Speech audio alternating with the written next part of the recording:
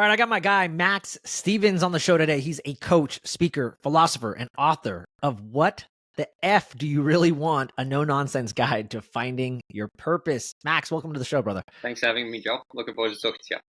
So excited to connect with you. It's 7 a.m. in Australia, but you're up early, making it happen. There's a lot of human potential coaches out there, and a lot of guys that we've probably both of you have, and you and I both have crossed these circles of elite and high performers and coaches. And before we just jump into the tactical side of things, I'm always just curious, like, how did you get into this space, and what drove you into this space, prior to what you were doing before? Yeah, so I grew up, a bit of a backstory here. So I grew up in a drug-addicted household, and growing up in a drug-addicted household, very, very early on, there's a lot of studies that are done around the children of addicts that basically they will internalize a sort of belief that they are not lovable or not worthy of love. And sort of the unconscious belief is normally that if my dad, in this case it was my dad, if my dad had really loved me, he would have been able to get healthy and get clean. And because he wasn't able to do that, I must not be lovable. And so the general track that children of addicts will go down is that they will either try and confirm that belief in their life. They won't amount to much because they're seeking out evidence to validate it in some way, or they'll say, to hell with that. Yes, I am lovable, and I'll show you. And I was just lucky that I fell into the second category. And so for me, what my sort of quest was about going out and proving that I was worthy of my dad's love through becoming successful. And so as I started to go on that journey, I would, mark off certain achievements and hit certain milestones and things like that. And I noticed that sort of rumbling of disquiet, that pain that I was sort of in, it didn't go away. It was still there and was still there and was still there. It didn't seem to matter what I achieved, it was still there. And it even took me years even to be able to articulate it like this. But basically, the assumption, that I had made is that belief that I had internalized when I was a kid was true. And so one of the things that sort of got me curious about that was a time when I went to India, and I was sort of walking through the slums in India, and I came across this guy who was sitting on the side of the road in sort of a meditative position, and he was crying, and I stopped and I said, "Oh, sir, I'm sorry, I don't speak the language. I just wanted to make sure, are you okay?" And he looked up at me with these sort of beautiful brown eyes and said, "Oh, no, I'm fine. These are happy tears." And I said, "Oh, that's great." And I said, "That's great. Did you get good news, or what happened? Why are you crying?" And he said, "No good news." And I said, "So why are you so happy?" And he said, "Because I am." And that stayed with me. That never left me, because I thought, I was 18 at the time. I already have more than he'll ever have, and he's happier than I'll ever be. And and so it got me curious about, okay, maybe there's a flaw in my game plan, in my whole sort of epistemic game plan as to how I was sort of structuring my own ideas of what success looked like and what my life was about, what the quest I was on, and all that sort of stuff. And so that moved me into meditation. And as I started meditating, I became less and less interested in the quote unquote external world, so to speak, and more interested in terms of what was happening inside me. And through thousands of hours of meditating, because I became rather obsessed with it, through thousands of hours of meditating, basically I stumbled upon this core belief that I was sharing with you, that if my dad had really loved me, he would have been able to get healthy. And I stopped for the first time in my life, and I said, the one thing that you've never done, Max, you've never actually stopped and asked yourself if this is true. Like, is it actually true that if your dad had really loved you, he would have been able to get healthy? And I actually looked at the belief and I thought, it's actually quite an arrogant position, that somehow my dad's addiction should have been cured through through his love for me. And I said, well, my dad has struggled with addiction since long before I was born. And now I'm born and now I'm here. And alas, he still struggles with it. And I thought to myself, this has nothing to do with you. like my dad was doing the things that he was doing to sort of satisfy his own sort of traumas, that he had sort of encountered in his life. And basically where I sort of got to is I said, okay, well, if that's not true, then it must also not be true that I'm not lovable. So by definition, I would be lovable. I am lovable and I am enough. And in that moment, just discovering that through the practice of introspection, like it left me. And it got me very, very curious about how, because obviously on the other side of leaving it, not only could I see it for myself, but I could also see it in other people. That's sort of what John's doing, and that's sort of what Kelly's doing over here, and that's sort of what such and such is doing over here. And so it became very, very clear how we that our biggest problem in our lives is self-deception, and that we actually sort of deceive ourselves with our own sort of epistemic blindness.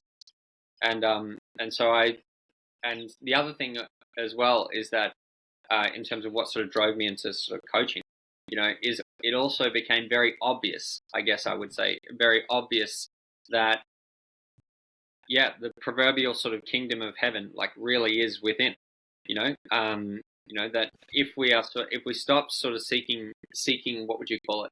Seeking validation, seeking completeness outside of oneself, and we stop and we turn inwards and find it within ourselves. Cheesy as it may sound, it is true. Like, it is true. And so that sort of became my mission, to help people do that. Yeah. Love that. Love that. The title of your book, A No Nonsense Guide to Finding Your Purpose. Do you find that just through coaching a lot of people and just your interactions, is that why a lot of people even come to you to the first place? And the reason I'm asking is because most people don't just write a book because they just feel like it. Usually it's like there's something deep within inside of them they want to just share with the world. And I know for even myself, I felt like I was repeating myself a lot to clients. And I'm like, you know what? Let me just make this really easy for you. I'm just going to condense like the best part of the knowledge that I have, and I'm just going to give it to you in a book. And I'm not going to have everything, but it's going to have like the 80-20. It's going to have like most of it. So in your experience, did you just feel like, man, people are always just lacking purpose or direction? Is that kind of what made you write the book? Yeah, so when I originally wrote the book, I don't know if you saw that on my website, but I have like 100 research articles that I sort of wrote around documenting a lot of the patterns that I'd sort of noticed working with a lot of high performers.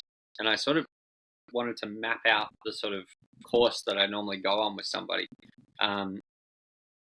when they sort of work with me. And yeah, I agree with you. Like, the thing that is unique about the human animal is that we think our problems are really unique.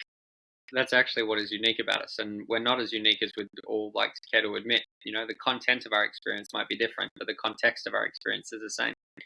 And so the thing that I would often notice, and Joel, you'd probably know about this just as well as me, is that like the rule of coaching is sort of whatever somebody brings to coaching is never the problem. It's always like the symptom of something deeper. And so often I would work with high performers who say, I just need someone to hold me accountable, or I just need someone to sort of hold my feet to the fire and stuff like that. But the question that often shows up for me is, well, why is it that you feel like you need someone to hold you accountable in the first place? It's like, rather than me being your sort of accountability buddy, why don't we have a deeper conversation about why you even feel like you need that in the first place? And what I would sort of notice in them, going back to my sort of story, is that there was this sort of rumbling of disquiet within them, that while they had achieved a lot, they sort of it didn't feel aligned, I guess, in some way. With what they actually really wanted to do, not that they'd be able to articulate it yet. And so through the work, as we would sort of go down the iceberg, so to speak, it would dawn on them, more importantly, that whatever sort of corporate CEO role that they were in, this was actually not the thing for them. This was actually not the thing for them. And so I would sort of work with them to discover what actually was the thing for them. And then I sort of documented that process and put it in this book. I love that. And when you gather so much data, you become, it becomes very obvious to see. You start to develop patterns and you start to see things in people. In your opinion now, from just doing so much of this work for so long, I don't want to say is success that simple, but is it really as linear almost as like just like your title says, like, what do you really want? This is a no nonsense guy. Like, I feel like it's just, we're going to take you from A to Z and like, boom. Is it that simple, you think, or no? There's some deep work there? Yeah. So it's a great question. So, so the first thing that we sort of lay out in the first couple of chapters is we have to lay out why are you in the position that you're in currently. So we have to understand how you got here, right? How we got here, and then we can start to sort of move forwards, right? Because if we start our journey from here, we're gonna start with sort of epistemic blind spots, which we don't want. And so the first thing I sort of lay out, because this is largely written for people in Western culture, is I lay out the sort of social and economic background of Western culture, which is basically that for hundreds of thousands of years we lived in tribes, and your success, your quote unquote success, was predicated upon what was the contribution that you made to your tribe. That was how we lived for forever. This is a brand new idea. This whole like individualistic, capitalistic sort of society it's quite a new thing, right? And so what ended up happening is we had the Industrial Revolution, and the Industrial Revolution basically created a surplus of goods. We had more goods than we knew what to do with, and so that left the sort of powers that be with a very interesting question, which was, how do we get people to buy more than what they really need? Because up until the Industrial Revolution, people largely traded goods out of utility. And after the Industrial Revolution, we had the rise of advertising, where identity itself became commodified. And so you are pursuing quote unquote Western materialist success. But the thing that I argue in this book is that that's not you. That's not you. That's a conditioned idea that has been sort of pummeled into you, that you believe is like your authentic, whatever, sort of motivations, but it's nonsense. I said, you are acting out this conditioned response. You don't even know who you are. And so the place I sort of start is I go like, just look around. Like one of the exercises I have people do in the book is I go to the fanciest office building in your city, right? And get yourself a coffee and sit there and just watch all these quote unquote successful people and really, really stop, spend half a day there and just watch and just ask yourself, like, does this really look like a human being's highest potential to you? And start to see through the game, right? And so what ends up happening is, as I've walked people through that process, there's a deeper sort of epistemic problem here, which is around our sort of material pursuits, right? So we have our pursuit of success and our material pursuits, like our watches and our cars and stuff like that. And so the thing to understand about human beings is that we don't interface. I mean, sorry, forgive me, Joel, if this is very obvious to you, but just for the sake of everybody, we don't interact or interface with reality directly. Rather, we interface with the meanings that we give reality. So basically what I mean by that is like, like the classic story is if you and I are going out to dinner together with our partners, right? And you and I are coming together and our partners are coming together, and you and I arrive at the restaurant at 7 and we said that we were going to meet there at 7, right? And they're not there. Like the first thing that you might think is like, are they okay? Has something happened? The first thing I might think is like, well, that's so disrespectful. We said we were going to meet here at 7. Somebody else might think, oh, what have I done wrong? Maybe my partner's mad at me. So we have the same phenomenon, but we have different meanings that we attach to those things. The challenge when it comes to the pursuit of material goods is that we don't actually buy the item. What we buy is the story. What we buy is the story that means about me for owning the item. So as an example, if you go and buy yourself a brand new Gucci scarf, for example, right? This like luxury Gucci scarf, you're not buying the fabric. What you're buying is what it means about you to own that fabric. So what it means about you is that you are successful, that you are sophisticated, that you are elegant, that's what you're buying, right? So you're not actually buying the item, you're buying the story about said item. And so, but the thing is that, yes, that Gucci scarf says that, but when next year's line is released, that same scarf that you own no longer says elegance, sophistication, and success. Now it says that you're falling behind because there's a new scarf that somebody else has. Yet it's the same scarf. And so what happens is we're trapped in this game of chasing these stories of success, but that story is not attached to any particular item. It jumps around from item to item to item, right? And so this is sort of like the game that we're in. And that's like what I lay out in the early chapters. And I go like, all of these things that you think that you want, all of these things, that all of this quote unquote success, which is a sort of Western ideal. Like you don't even want this. Like this has just been completely conditioned in you. What you want, you don't even know. And so the practice or the process that I take people through in the earlier chapters is let's just acknowledge that the game that you're currently playing is not working, right? It's not working. It has never worked, because if there was some final purchase or some final milestone, someone would have done it and someone would have told us about it, and no one ever has, and you can see it no matter what somebody has, they're still caught in that game. And so if we can just say, okay, this is not working. What my path looks like, I don't know yet, but let's just start there.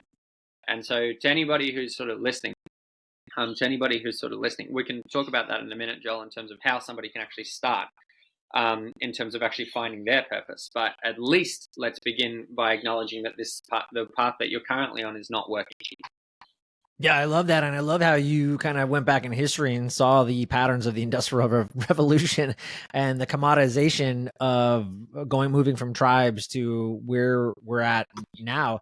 I actually thought you were going to say the solution then is to be back in community and we should all be in tribes again, but that doesn't seem like that's the answer, no? Well, we'll get there, but we'll definitely get there in terms of today's discussion.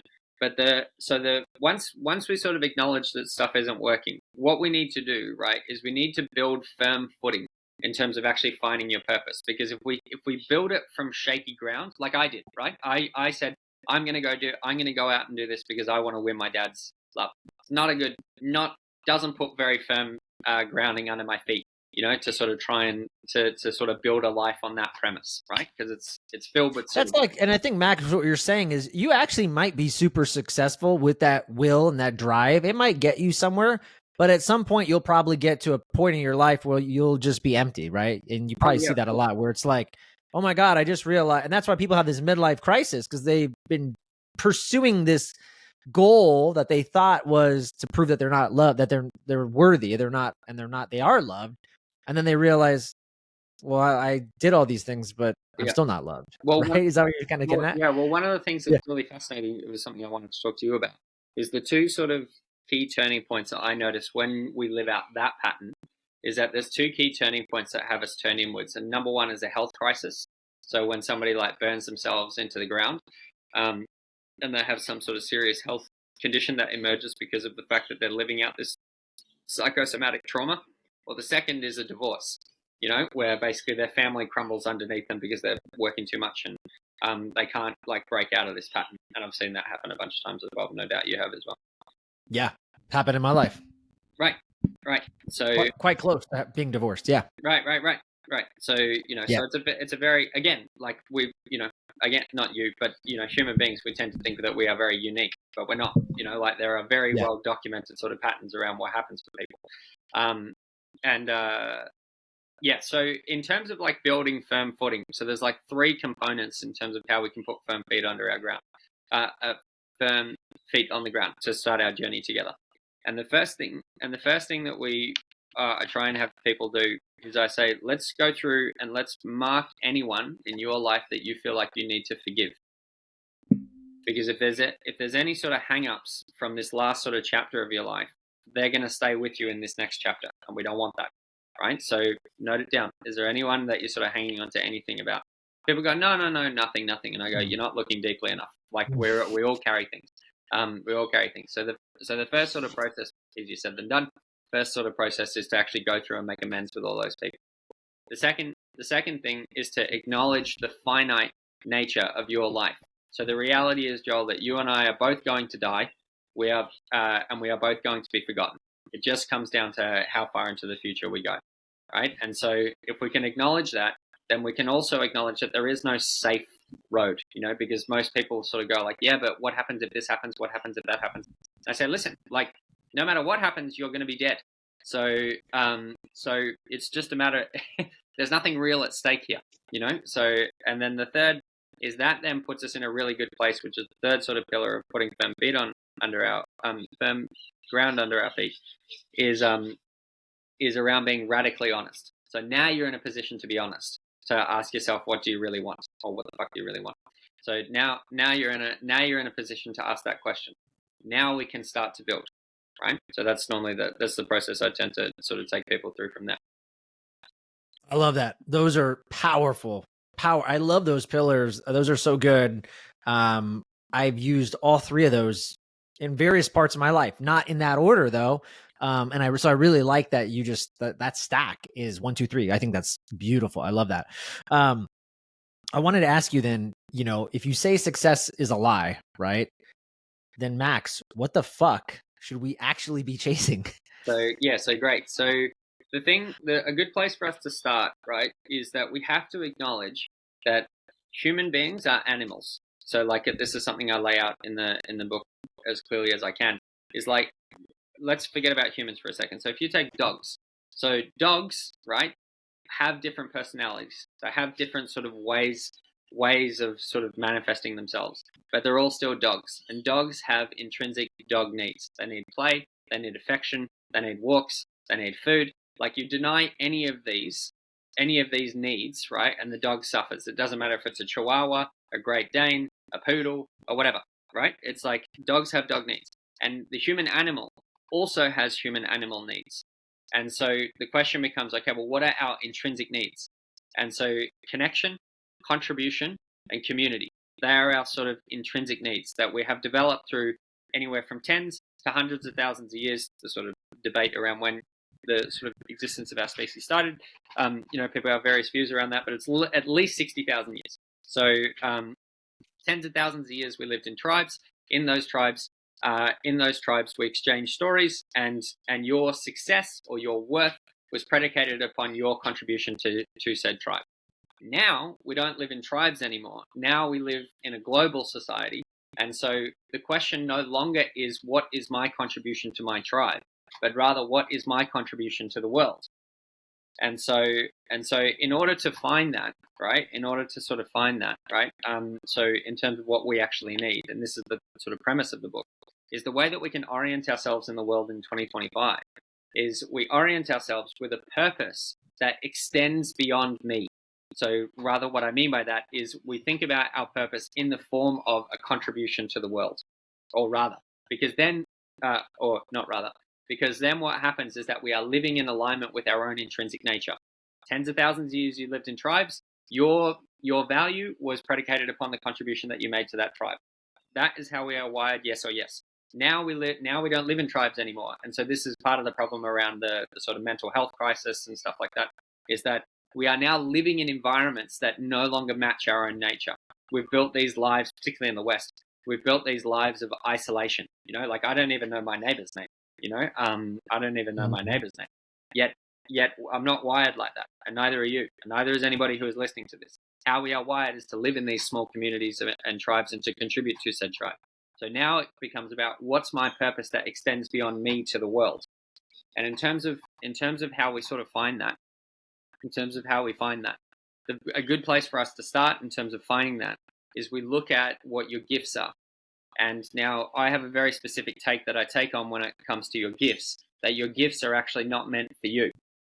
If your gifts are just for you, they are possessions. By definition, they are not gifts because you're not giving them to anybody.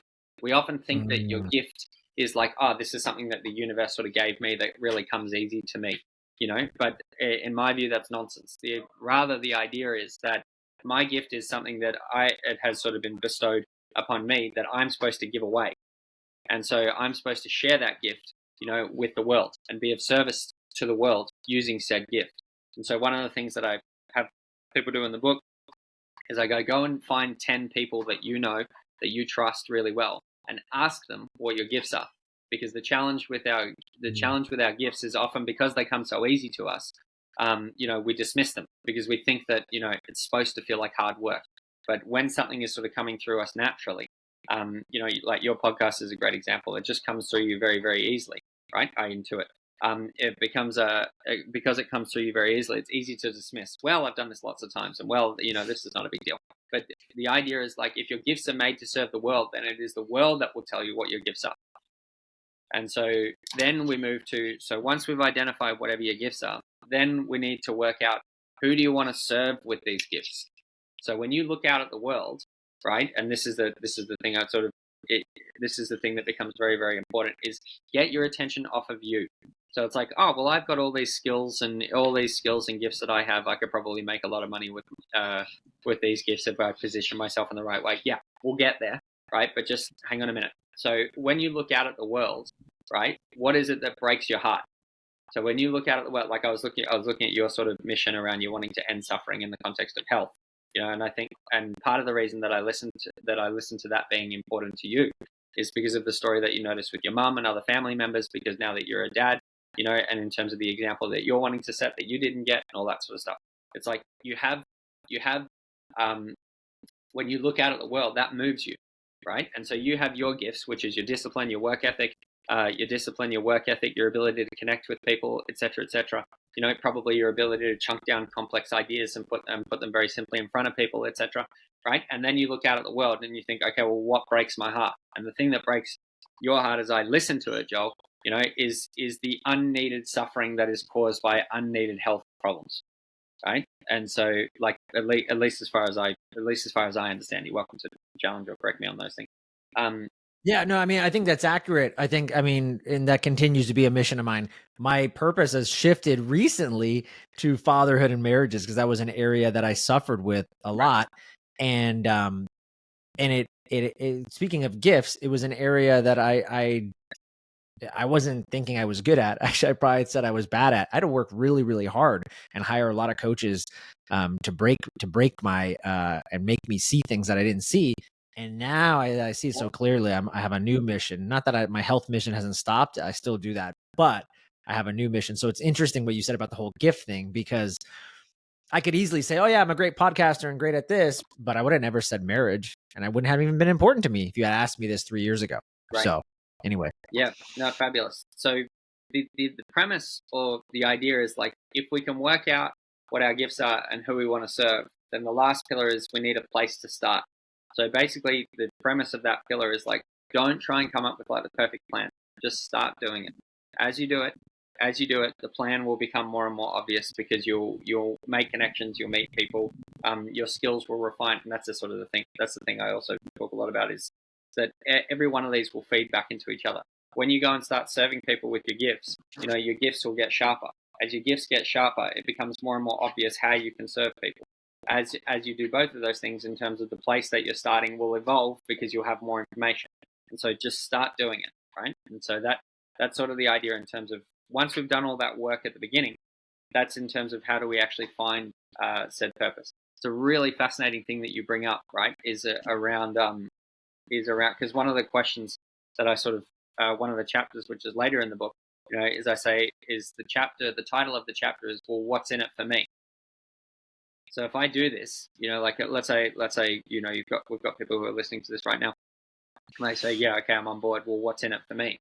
And one of the most counterintuitive things I believe about the human condition is that if we want a better life, we should stop focusing on us. I would argue that a part of what has led to the crisis of meaning and the mental health crisis in Western culture is basically just that we think about ourselves way too much. Our attention is on us almost all the time. And again, we're sort of not wired in that way. And so one of the things that I sort of stress about when it comes to marriage and parenting in the book is I say that, we have to understand this, right? That no part of your life exists in isolation. So your mental health impacts your physical health. The fulfillment that you feel with your friendships, that impacts how you show up at work, right? The stress or lack thereof from your work shows up in your marriage and your family. So it's all connected, right?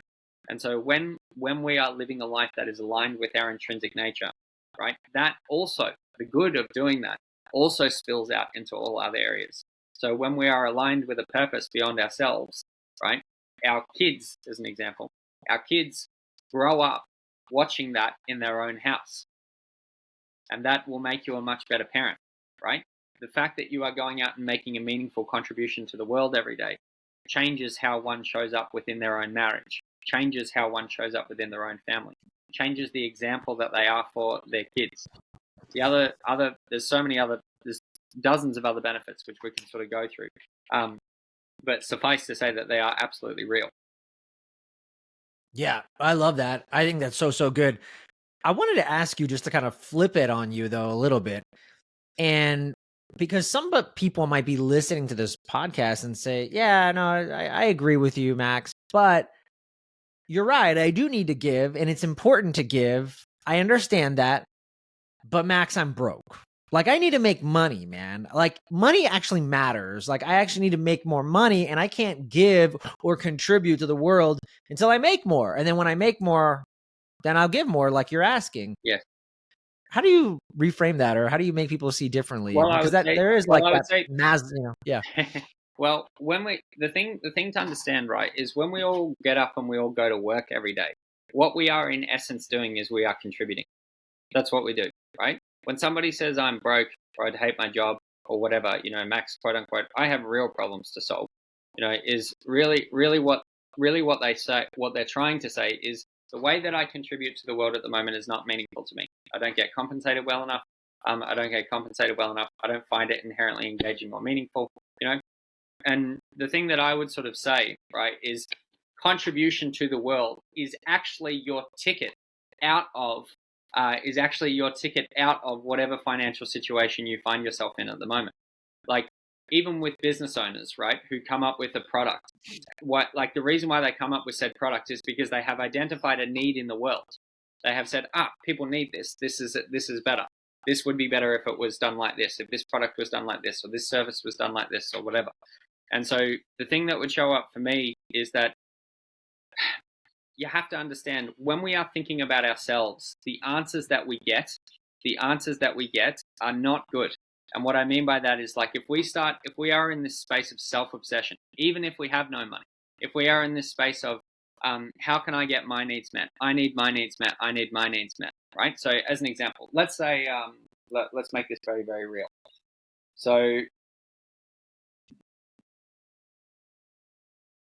let's say when somebody went through this process and they found out that really the thing that bothers them is, for example, really the thing that bothers them is seeing how addiction can tear families apart. When they look out at the world, they go, man, that just absolutely crushes me. This person has no money that I'm talking about. This person is broke, right? And they look out at the world and they go, that absolutely crushes me, right? And they say, okay, and then they go through the process of working out their gifts, and they go, okay, well, what are my gifts? And one of the things that they might work out is that I'm super organized. That's like a gift of mine that people just seem to say, I'm really organized, and the thing that bothers me is watching families get torn apart. But Max, I'm broke. What am I going to do with that, right? And so the thing that I would say is, the thing that, in terms of just having a place to start, is I would say go down, like, with whatever free time you have, outside of whatever shitty job you do. Go down and start volunteering. Start volunteering at rehabilitation centers and start helping them become more organized. And just, you don't have to ask for anything. Just start doing it and start showing that you are valuable, and keep showing it and keep showing it and keep showing it and keep showing it. And if you keep showing it, you'll be valuable. And because you'll be valuable, that then can turn into stuff. That could turn into a better job. That could turn into more opportunities. That could turn into 2 or 3 contacts that could open certain doors for you, etc., etc. And so the idea is, like, if you start contributing, you will become valuable. And if you become valuable, that demands compensation. And as you get compensated, that then objection around, but Max, I'm broke, no longer holds anymore, because you're no longer broke. So contribution is, counterintuitively, is actually your ticket out of whatever situation you find yourself in. Yeah, it's so true, right? Because the world will pay you based on the value you put out. So maybe you're not putting out value that makes you worth being paid when compensated more. Exactly. I love that. That's so good. I wanted to ask you, because I know you talk a lot about psychological reengineering. Yes. Is this kind of the process where you're talking about, or is it something else in a way that we can actually rewire our minds for purpose? Or was that kind of like some of those exercises? Yeah, so great question. So coaching, in my view, falls under 3 categories, right? So the first is what I call transactional coaching, which is basically like, you have a goal, right? Let's you come to me, or someone comes to me, or someone comes to you, Joel, and they say, Max, I've got this goal that I want to achieve in the next year. And I say, okay, Well, let's break that goal down into smaller goals, and I'll help hold you accountable to them every week, and you can have regular check-ins and all that sort of stuff. That doesn't excite me very much, but that is the vast majority of coaches. Yep. Is basically being an accountability sort of transactional, an accountability buddy, which in my view is nonsense. The second is what I call like skills-based coaching, which is like there's a skill that this person needs to acquire over time, in order to have more success in whatever it is that they're sort of doing, right? So as an example, what some of the things that you might be doing with people around their health, it's like you educate them around nutrition, you educate them around rest and recovery, you educate them around how to change their relationship with their health, et cetera, et cetera. So it's like there's a level sort of deeper, right? And the third layer is what I call way of being coaching or psychological engineering, which is basically that the thing to understand is that human beings, we basically live in a sacrificial relationship with the future. And so what I mean by that is like if someone comes to you, Joel, and they say like, I really want to get my health in check, I really want to get my health in order, as an example. And it's like, okay, well, there are certain things that you are going to need to give up if you want this goal. There's certain things that you're going to need to have to trade in, so to speak, to get this goal. One of those things is you might have to stop drinking, or certainly as much as you do. Another one of those things might be that you need to get to bed earlier because your circadian rhythms are messed up. Another one might be whatever. So basically, we sacrifice in the present in order to have something better in the future, right? And so when it comes to that sort of psychological engineering and psychological architecture sort of piece is rather than us trying to achieve the goal, the question becomes, okay, well, who is it that you would need to become in order to have said goal? Because if we can answer that question, right? If we can answer that question, then the outcome or the goal being achieved is inevitable. So no doubt, forgive me, I don't know if you've encountered this in your work, but just for example's sake, if you have someone who comes to you and says, I want to lose 20 pounds, let's say, for example, right? And if the actual structure of their relationship with their health doesn't change, I would argue that whatever weight that they lose is going to be short-lived, because fundamentally their relationship with their health hasn't actually changed. In other words, their psychological architecture hasn't changed. They might have changed the food that they put in their face for a little while, and they might be going out for a run here and there, right? And over time, they'll probably lose that 20 pounds. But if their actual structure of their relationship with their health, which is a lot harder to quantify, but if the structure of their relationship with their health hasn't actually changed, like yours has, then what we sort of get into is again sort of transactional coaching.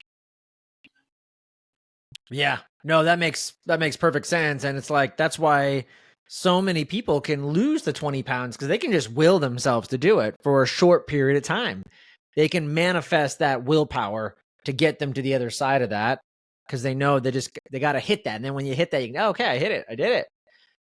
But if the architecture, the environment, and the habits aren't actually in part of them as a way of being, as you said, you'll just go back to your old self. That's right. Pretty simple.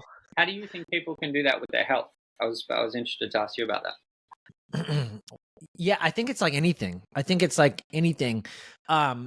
the sense that, so here's the funny thing about that, because I think about that a lot, right? And like I ask myself, well, Joel, why are you always so healthy? And not the sense that like I'm the perfect specimen of health. I don't think that. But why is it a priority in my life that I look a certain way and that I don't eat certain foods and that, right? I started going down this rabbit hole. Why is it just like, it's like built into my life. If you were to go back, even 10 years ago, I would have thought I was really healthy, but I've learned so much more even in the last 10 years. And part of it is, and I was working with, and I had a coach, I remember, and he was saying, Joel, I bet for you to like not go to the gym, it would actually feel uncomfortable because like that's not who you are. And I was like, you're correct. Right. So my habit nature is this is who I am. This is what I do. So for me to actually not move my body and lift a weight, 6 days a week, it would actually feel real bad.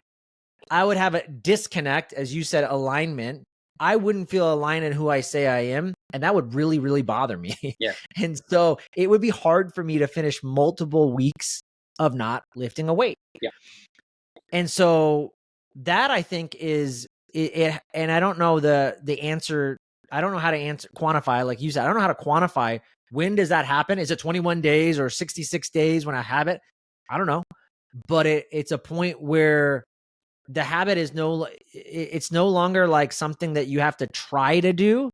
You just become it. It's actually your identity. Exactly. And I think you nailed it when you said it's who I am. And so, Yeah. and that's the challenge in my view. And that's the sort of systemic problem within our industry, Joel, is when we get into the accountability buddy sort of conversation with prospective clients, is it actually creates a dependency on the coach. Because the only reason that they're doing this is really because they have someone to hold them accountable. And it's no wonder in some ways that the industry has a bad name, because there's too many examples of that. Whereas, like, if we go a level deeper and we ask, well, why is it that you feel you need someone to hold you accountable? And you said it very well, like the healthiest people, if we use health as the example, the healthiest people don't have to whip themselves to be healthy. Like, you don't need anyone to hold you accountable, quote unquote. That doesn't even sort of show up for you. And that's what I mean around psychological architecture. It's like that actually needs to be re-engineered. That actually needs it, like your sort of sense making needs to change in terms of how you make sense of your health and how you make sense of even why you want this goal in the first place. Yeah, that it's so fascinating what you're saying, and even having me walk through, like, you asked me my question, and now I'm just thinking, whatever it is you're doing, whatever goal you're chasing, whether it's a new job, a financial goal, your marriage, health, like, how do you make it so much a part of it is part of the identity? Like, this is just what I do.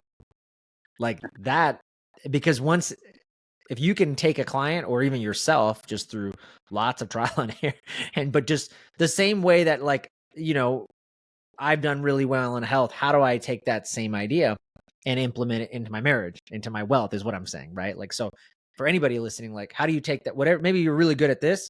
Well, now, how did you get really good at it? Now just apply that into the goal that you're trying to create now. Yeah, I mean, I think, again, a lot easier said than done, I'm sure. Right? I think Yeah. the main thing I would say around that, it's a great point that you raised. Is okay, so a little bit sort of technical here, but you have a frame in terms of your sort of psychological architecture. So if you are like a high performer, is it like, this is like a classic one, for example, like high performers, for example, hate taking breaks. They hate taking breaks. They feel guilty when they do. All that sort of stuff.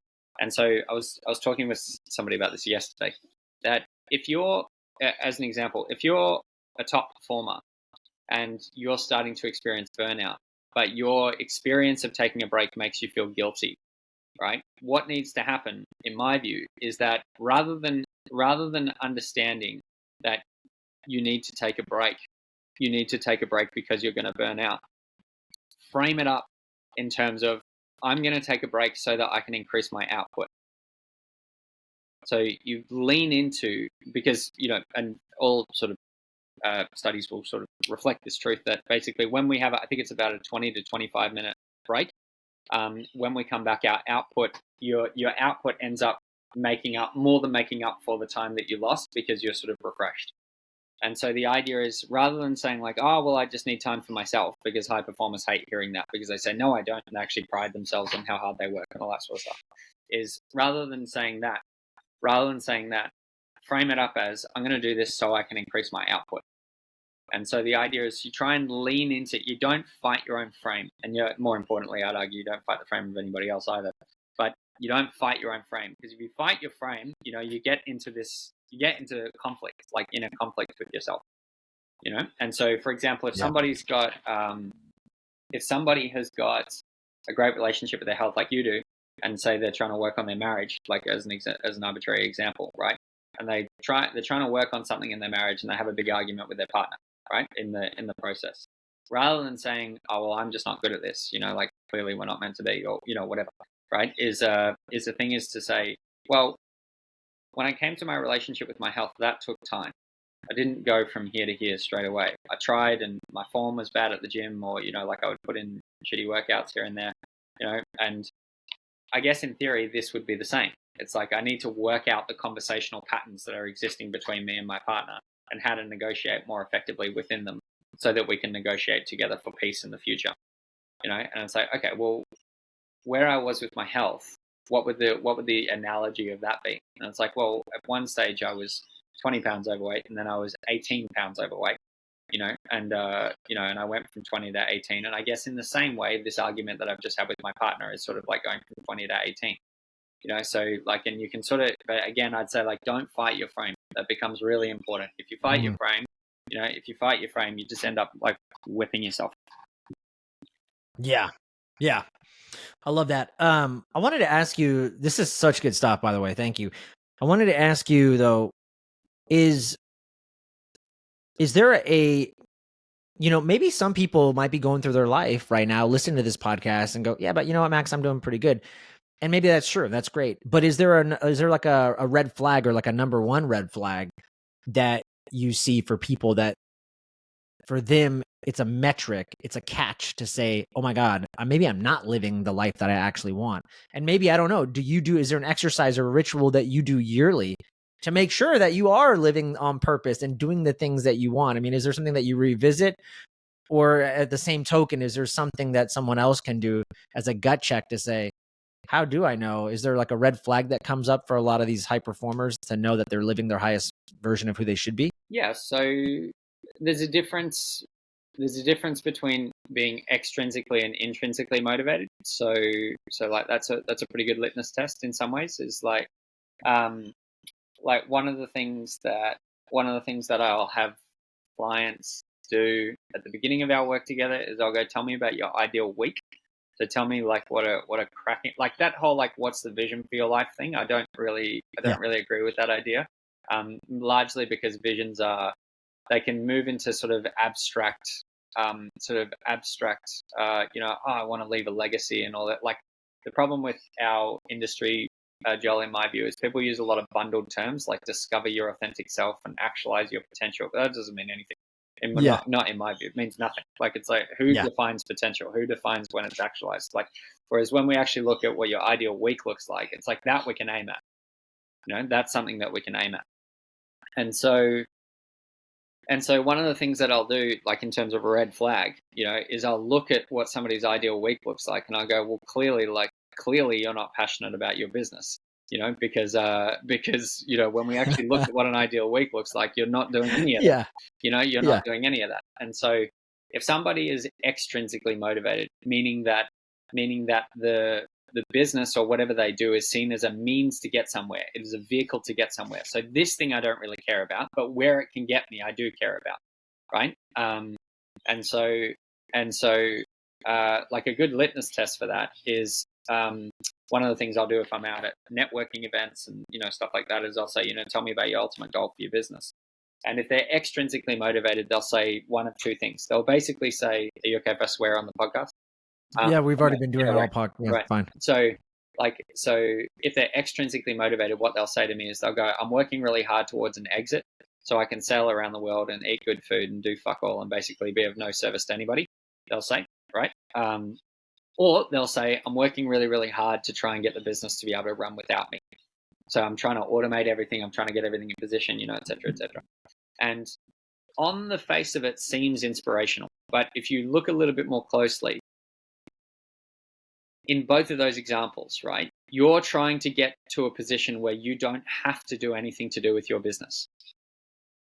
So that 4 hour work week, bro. Come on. Yeah. So Tim Ferriss ruined it for us all. Right. So now I'd have an interesting conversation with that guy. He even acknowledges that, nobody's really working 4 hours. It's know. Well, I would argue that the thing to understand about human nature, right? Like just as a small sidestep, is we are not built for comfort. Like we're built for adventure. Like we're built for sort of living on our edge and like trying to sort of expand our consciousness, and I talk about that in the book too, is I go like, like all of you who are reading this, who are going like, well, my vision for my life is sitting under a Jamaican palm tree, drinking margaritas without a care in the world. As I go like, the first 3 days, I would acknowledge that would be nice. The first, 3 weeks in, you'd be miserable. And 3 months in, you'd probably be an alcoholic. Like, you know, like I said, like that, like Yeah. when you actually play it out, that is not what you want. You know, you might want it for now because it'll give you a temporary relief of whatever shit sort of things that you have to do throughout your day at the moment. But sorry, just as a small aside, but the red flag, I guess, is that the red flag that people can look out for is if if um,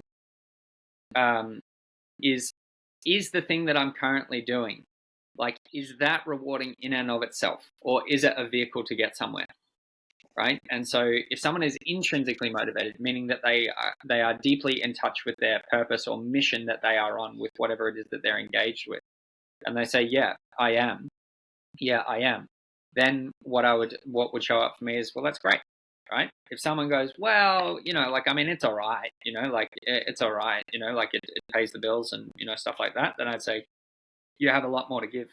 And so, and then we get into that question of like, yeah, but it feeds my family and all that sort of stuff. And the other thing that's a very common objection, which may be worth us talking about in the context of family, you know, is one of the things that I'll often say when clients are thinking about taking a big jump into their purpose out of their career and, you know, stuff like that, is I'll say, look, you should be afraid of making this jump. Like, I mean, it's a completely necessary fear for you to have. But I said, let's lay out these two fears. So on the one hand, you make this jump and you run into some financial difficulty, right? Because you're starting again in some sense, you're trying to build up your practice, you know, maybe it strains your, trying to build up your business, your purpose rather, it strains your relationship with your partner a little bit, you know, et cetera, right? That could happen. That very well could happen. Or you stay where you are, and as your kids get older, they come to you and they say, Mum or Dad, you know, I've got these two sort of ideas. You know, one of them is the safe road, and the other one is the thing I really want to do. What do you think I should do? And invariably, if we're good parents, we'll say, go and do the thing that you should do. You know, back yourself and all that sort of stuff. And what if your son or daughter then turned back to you and said, well, you didn't?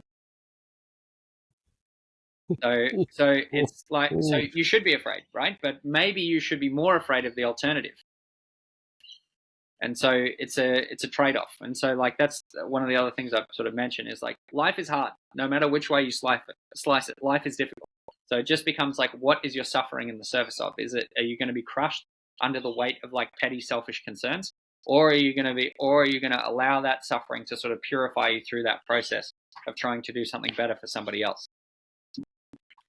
I love it. One of the things that you said that was so key is that you said we're built for discomfort. Of course. But so many of us are trying to escape it and be in just like you said, drinking Mai Tais on the beach. But the reality is that would last maybe a total of 3 days. Yeah. And we'd be, so I love it. We are built for discomfort. Might drop the mic. I know we got to wrap things up. Max, just tell us where can, first of all, excited for this book. Everyone go out and get this freaking book. I took a whole bunch of notes as you were chatting. But where can people connect with you, whether they want to get the book? Obviously it's going to be on, I'm sure, all the Amazon and everything, but where can people connect with you either on social or even your website? Yeah. So just come and visit the website. So maxstevenscoaching.com. Stevens is with a PH, maxstevenscoaching.com. People can book in for a free sort of consultation. I'm more than happy to have a conversation with whoever sort of listens from the podcast. And if you do jump on, and you do want to have a conversation, you know, shout out to sort of Joel for obviously giving us an opportunity to do this today. Yeah, awesome. And then are you on any other social, like Instagram and stuff? Do you float? No? You're not taking pictures of yourself at the beach or with the Ferrari and saying, look at me? Alas, I'm not. I looked, you know, you're a big one around healthy habits, Joel, and what's the statistic? It's like we spend upwards of anywhere from 3 months to 3 years of our lives sort of doom scrolling. And when you add up all the time throughout our lives, and I thought that one probably isn't for me.